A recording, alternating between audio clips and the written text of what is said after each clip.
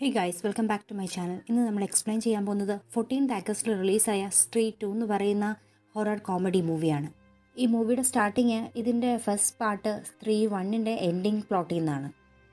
സിമ്പിളായിട്ട് പറയുകയാണെന്നുണ്ടെങ്കിൽ ചന്തേരി എന്ന് പറഞ്ഞൊരു ഗ്രാമം, അവിടെ ഒരു പ്രേതം ഉണ്ടായിരുന്നു. അതിൻ്റെ പേര് സ്ത്രീ എന്നാണ്. അതിൻ്റെ പേരതല്ല, അതിനെ എല്ലാവരും വിളിക്കുന്നത് അങ്ങനെയാണ്. എന്തായാലും ഇതിൻ്റെ ഫസ്റ്റ് പാർട്ടിൽ വെച്ച് ഈ പ്രേതത്തെ ഒഴിവാക്കാൻ വേണ്ടി ഈ മൂവിക്കകത്ത് ഹീറോ രാജ്കുമാർ, വിക്കി എന്നാണ് അതിൻ്റെ പേര്. വിക്കി പ്രേതത്തിന് മുടി കട്ട് ചെയ്യുന്നു. അതോടുകൂടി പ്രേതത്തിൻ്റെ ശക്തിയെല്ലാം പോയിട്ട് അത് ഈ ഗ്രാമത്തിൽ നിന്ന് ഓടിപ്പോകുന്നു. സ്ത്രീ അവിടുന്ന് പോയതും ആ ഗ്രാമത്തിലേക്ക് പുതിയൊരു മോൺസ്റ്റർ വരുന്നു.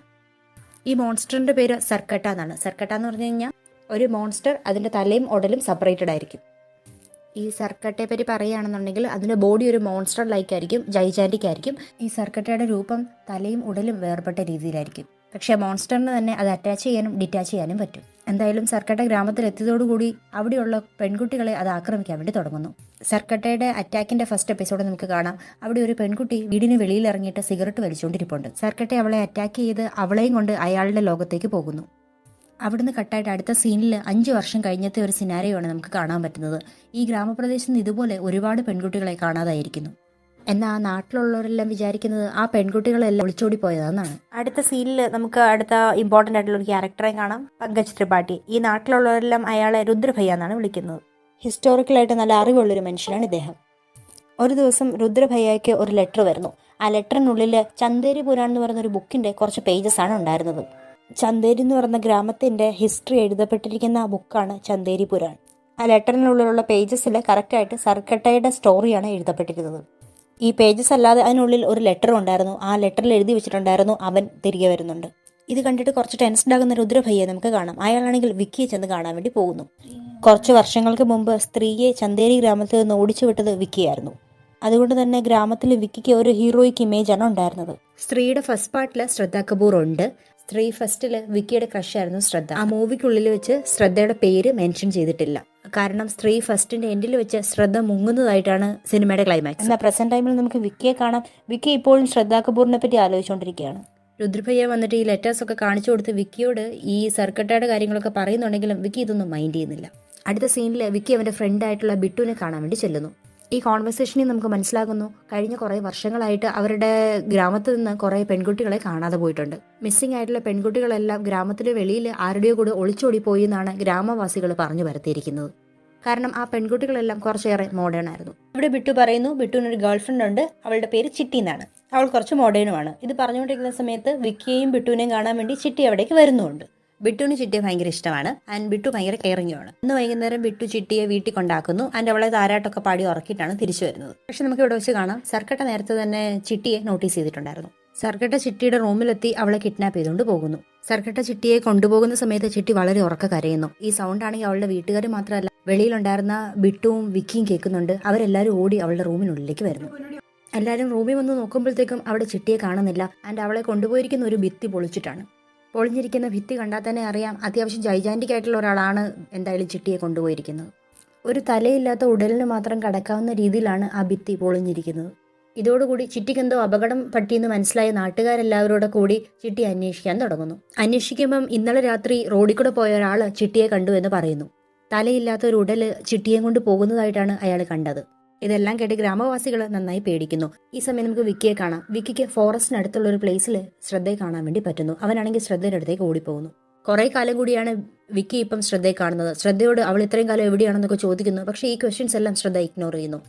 ശ്രദ്ധ വിക്കിയോട് ഇങ്ങനെ ഒരു കാര്യം പറയുന്നു, ഗ്രാമത്തിൽ പുതിയൊരു രാക്ഷസൻ വന്നിട്ടുണ്ട്, ഒരു പുതിയ മോൺസ്റ്റർ. അയാളുടെ പേര് സർക്കട്ട എന്നാണ്.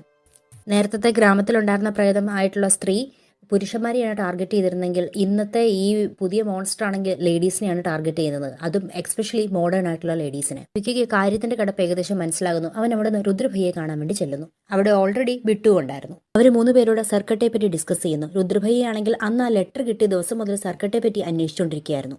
രുദ്രഭയ്യ ഫ്ലാഷ് ബാക്കിൽ സർക്കട്ടയുടെ കഥ പറഞ്ഞു തുടങ്ങുന്നു. സർക്കട്ട ഉണ്ടായിരുന്ന സമയം എന്ന് പറഞ്ഞാൽ ഏകദേശം സ്ത്രീ ഉണ്ടായിരുന്ന അതേ കാലഘട്ടത്തിലാണ്. അന്നത്തെ കാലത്ത് വളരെ ജൈജാൻറ്റിക് ആൻഡ് സ്ട്രോങ് ആയിട്ടുള്ളൊരു മനുഷ്യനായിരുന്നു ഈ സർക്കട്ട.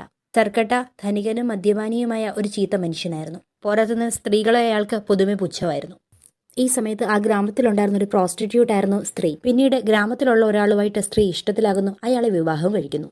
ഇത് പക്ഷേ സർക്കട്ടയ്ക്ക് തീരെ ഇഷ്ടപ്പെട്ടില്ലായിരുന്നു. അവർ ജീവനോടെ സ്ത്രീയെയും അവരുടെ ഹസ്ബൻഡിനെയും തീയിട്ട് കൊല്ലുന്നു.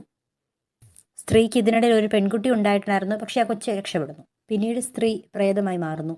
ആത്മാവായിട്ട് വന്ന സർക്കട്ടയുടെ തലയെറുത്ത് അയാളെ കൊല്ലുന്നു. ആൻഡ് സർക്കട്ടയുടെ ആത്മാവിനെ അവർ തടങ്കലിലാക്കി വെച്ചു. കുറച്ച് വർഷങ്ങൾക്ക് മുമ്പ് വിക്കിയും ഫ്രണ്ട്സും ചേർന്ന് സ്ത്രീയുടെ മുടി മുറിച്ച് അവരെ പവർലെസ് ആക്കുന്നു. ആൻഡ് അതിനുശേഷം അവർ ഈ ഗ്രാമത്തിൽ നിന്ന് പോവുകയും ചെയ്യുന്നു.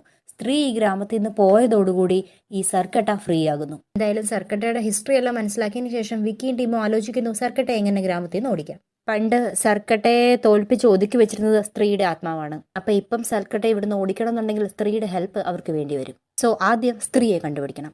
അതിനുള്ള വഴി ആലോചിക്കുമ്പോഴത്തേക്കും അവരുടെ തന്നെ ഫ്രണ്ടായിട്ടുള്ള ജനയെ അവർക്ക് ഓർമ്മ വരുന്നു. സ്ത്രീ മൂവിയുടെ ഫസ്റ്റ് പാർട്ടിൽ വെച്ച് സ്ത്രീ ജനയുടെ ബോഡി പൊസസ് ചെയ്തിട്ടുണ്ട്. അതുകൊണ്ട് തന്നെ ജനയായിട്ട് സ്ത്രീ കുറച്ച് കണക്റ്റഡ് ആണ്. അവരവിടുന്ന് ജനയെ ചെന്ന് കാണുന്നു. ജനയെ അവർ ഗ്രാമത്തിലേക്ക് കൊണ്ടുവരുന്നു. ആൻഡ് സർക്കട്ടയുടെ ഡീറ്റെയിൽസ് എല്ലാം പറഞ്ഞ് സ്ത്രീയെ കണ്ടുപിടിക്കാൻ വേണ്ടി ഹെൽപ്പ് ചെയ്യണമെന്ന് പറയുന്നു. പക്ഷെ ഇതെല്ലാം കേട്ട് ജന വല്ലാതെ പേടിച്ചു പോയിട്ടുണ്ടായിരുന്നു. ജന ഹെൽപ്പ് ചെയ്തില്ലെന്ന് പറയുന്നു. പക്ഷെ ഈ പോയിന്റിൽ വിക്കിയും ബിട്ടുവും അത് മൈൻഡ് ചെയ്യുന്നില്ല. അവർ ജനയെ പിടിച്ചു കെട്ടി രുദ്രഭയ്യയായിട്ട് സ്ത്രീയെ അവസാനം കണ്ട സ്ഥലത്തേക്ക് പോകുന്നു. ആ 4 പേരെ അറ്റാക്ക് ചെയ്യുന്നു. ഇഷ്ടംപോലെ അടിയൊക്കെ കൊടുക്കുന്നു. അറ്റാക്കിൽ ജന ദൂരെ തെറിച്ചു വീഴുന്നു. അവന്റെ ശ്വാസം നിലയ്ക്കുന്നു. വിക്കിയും ടീമും വിചാരിക്കുന്നത് ജന മരിച്ചുപോയി എന്നാണ്. പക്ഷെ കുറച്ച് മിനിറ്റുകൾക്ക് ശേഷം ജന കണ്ണു തുറക്കുന്നു. അവന്റെ ശ്വാസം തിരിച്ചു വരുന്നു. കണ്ണു തുറന്ന ഉടനെ ജന പറയുന്നു റൺ. അവർ ഗ്രാമത്തിലേക്ക് ഇറങ്ങി ഓടുന്നു. അടുത്ത സീനിൽ ഒരു 4 പേരും ഗ്രാമത്തിലേക്ക് തിരിച്ചോടുന്നു. സർക്കട്ട അവരുടെ പുറകെ തന്നെയുണ്ട്. അവരെ അറ്റാക്ക് ചെയ്യാൻ നോക്കുന്നു. ഒരു പോയിന്റിൽ സർക്കട്ട അവരെല്ലാം പിടിക്കുക തന്നെ ചെയ്യുന്നു. വിക്കിയെ പിടിച്ച് അവന്റെ കഴുത്ത് ഞെരിച്ച് അവനെ കൊല്ലാൻ നോക്കുന്നു. ഈ സമയം സർക്കട്ടെ ആരോ പിന്നിൽ നിന്ന് അറ്റാക്ക് ചെയ്യുന്നു. നോക്കുമ്പം അത് ശ്രദ്ധയാണ്. ശ്രദ്ധ അവളുടെ മുടി കൊണ്ട് അടിച്ചിട്ടാണ് സർക്കട്ടെ ദൂരേക്ക് വീഴിക്കുന്നത്. ഇവിടെ വെച്ച് നമുക്ക് ക്ലിയർ ആകുന്നു സ്ത്രീയുടെ ഫസ്റ്റ് പാർട്ട് എൻഡിൽ വെച്ചിട്ട് സ്ത്രീയുടെ മുടി മുറിച്ചിട്ടാണ് അവരെ അവിടുന്ന് ഓടിച്ചു വിടുന്നത്. ആ മുറിച്ച മുടി ശ്രദ്ധ അവളുടെ മുടിയായിട്ട് ജോയിൻ ചെയ്യിച്ചിട്ടുണ്ടായിരുന്നു. അതോടുകൂടി സ്ത്രീയുടെ പവർ എല്ലാം ശ്രദ്ധയ്ക്ക് കിട്ടുന്നു. ശ്രദ്ധ ഇപ്പം ഡബിൾ സ്ട്രോങ് ആണ്. സർക്കട്ടയും പക്ഷെ മോശക്കാരനൊന്നും ആയിരുന്നില്ല. ഫൈറ്റ് കുറെ നേരം നീണ്ടു നിൽക്കുന്നു. അവസാനം വളരെ കഷ്ടപ്പെട്ട് ശ്രദ്ധ ടീമുമായിട്ട് ഗ്രാമത്തിലേക്ക് എസ്കേപ്പ് ആകുന്നു. പിറ്റേ ദിവസം രാവിലെ സർക്കട്ടയെ പറ്റി സംസാരിച്ചുകൊണ്ടിരിക്കുന്ന വിക്കി, ബിട്ടു, ശ്രദ്ധ, ജന ആൻഡ് രുദ്രഭയ്യെ നമുക്ക് കാണാം. ജന ഈ സമയം പറയുന്നു ഇന്നലെ ഫൈറ്റിനിടയിൽ വെച്ചിട്ട് അവൻ ബോധം കെട്ടുപോയിരുന്നു. അവന്റെ ശ്വാസം നിലച്ചിരുന്നു. ആ സമയത്ത് അവൻ മരിക്കുകയല്ലേ ഉണ്ടായത്. അവൻ കുറച്ചു സമയത്തേക്ക് സർക്കട്ടയുടെ ലോകത്തിലേക്കാണ് പോയത്. സർക്കട്ടയുടെ ലോകത്തിൽ മുഴുവൻ ഇരുട്ടാണ്. അവിടെയുള്ള ചെടികളും മരങ്ങളും എല്ലാം ഉണങ്ങി നിൽക്കുകയാണ്. കുറച്ച് മാറി അവിടെ ഒരു ലാവയുടെ നദി ഒഴുകുന്നുണ്ട്. ഗ്രാമത്തിൽ നിന്ന് മിസ്സായ എല്ലാ പെൺകുട്ടികളും അവിടെ തന്നെയുണ്ട്. പക്ഷെ അവരെല്ലാം സർക്കട്ടയുടെ കൺട്രോളിലാണ്.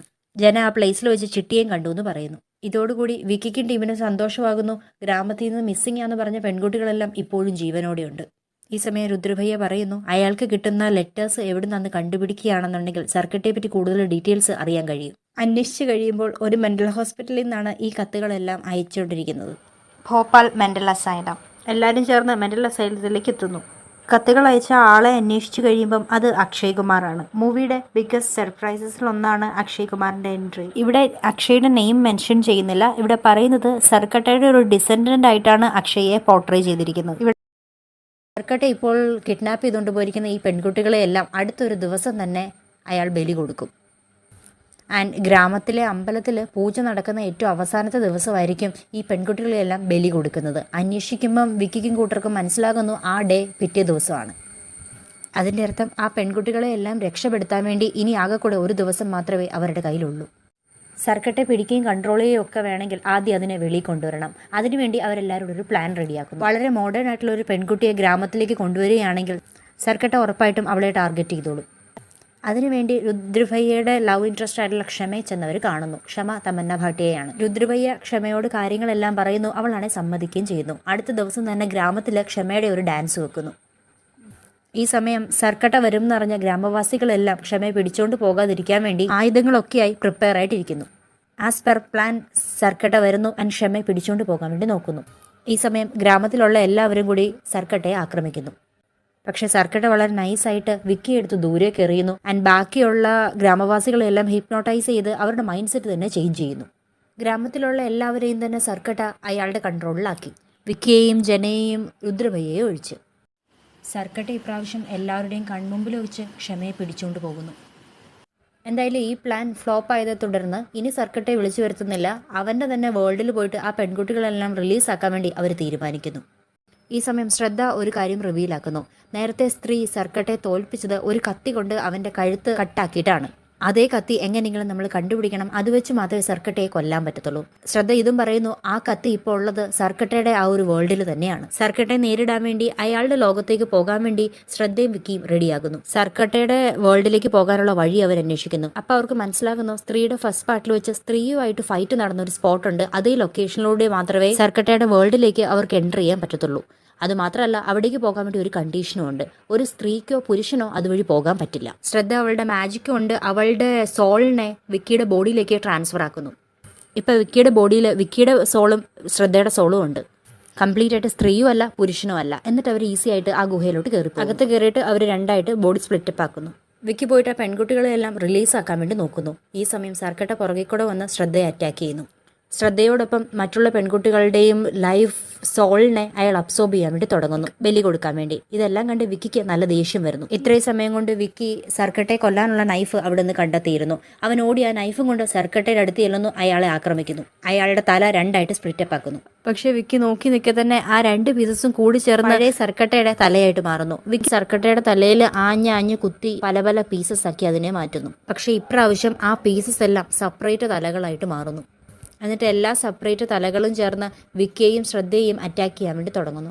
ഇവർ രണ്ടുപേരും ഫൈറ്റ് ചെയ്ത് മരിക്കാറായി എന്ന് തോന്നുന്ന സമയത്ത് ഇവിടെ ഒരു ന്യൂ എൻട്രി ഉണ്ടാകുന്നു. അത് വരുൺ ധവാന്റെ എൻട്രിയാണ്. ഭേഡിയ മൂവിയുടെ റെഫറൻസാണ് ഇവിടെ വരുന്നത്. വരുൺ ധവൻ ഓടി വരുന്നു. എന്നിട്ട് അവൻ പെട്ടെന്ന് വെയർവൂൾഫിലേക്ക് ട്രാൻസ്ഫർ ആകുന്നു.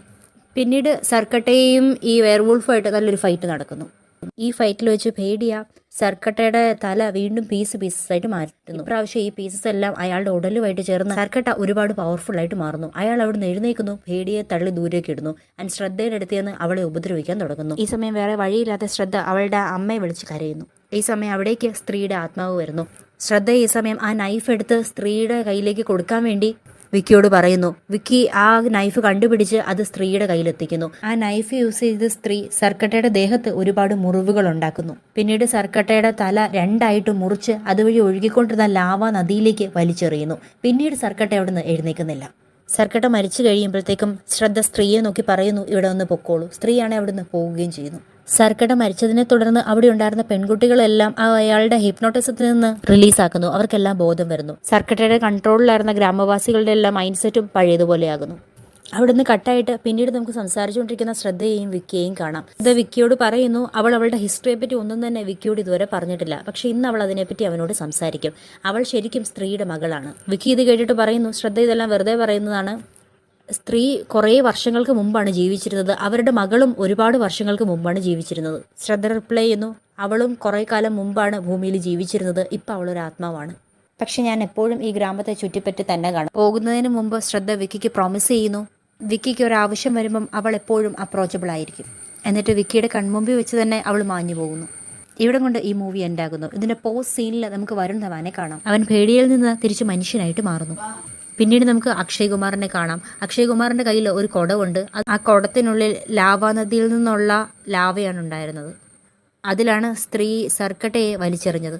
ആ കുടത്തിന്റെ അടപ്പ് തുറന്നതും ആ ലാവ മുഴുവൻ അക്ഷയ് കുമാറിന്റെ വായ്ക്കുള്ളിലേക്ക് കയറുന്നു. ഇപ്പൊ അക്ഷയ് കുമാറിന്റെ ഒരു ട്രാൻസ്ഫോർമേഷനാണ് നമുക്ക് കാണാൻ പറ്റുന്നത്. ഇപ്പൊ അക്ഷയ് കുമാർ ട്രാൻസ്ഫർ ആയിട്ട് ഒരു മോൺസ്റ്റർ ആയിട്ട് മാറുന്നു. ഇതിൽ നിന്ന് നമുക്ക് മനസ്സിലാകുന്നത്, ഒന്നെങ്കിൽ അക്ഷയ് കുമാർ ഇപ്പൊ പുതിയൊരു സർക്കട്ടയായിട്ട് മാറിയിട്ടുണ്ട്, അല്ലെങ്കിൽ സർക്കട്ടയുടെ എല്ലാ പവറും അക്ഷയ് കുമാറിലേക്ക് ഇപ്പൊ വന്നു കഴിഞ്ഞു. സോ പുതിയൊരു വില്ലനെ ഇൻട്രൊഡക്ഷനോടുകൂടി ഈ മൂവി ഇവിടെ എൻഡാകുന്നു. ഈ മൂവി എക്സ്പ്ലനേഷൻ ഇഷ്ടപ്പെട്ടെങ്കിൽ please like my videos and subscribe to my channel. Bye by.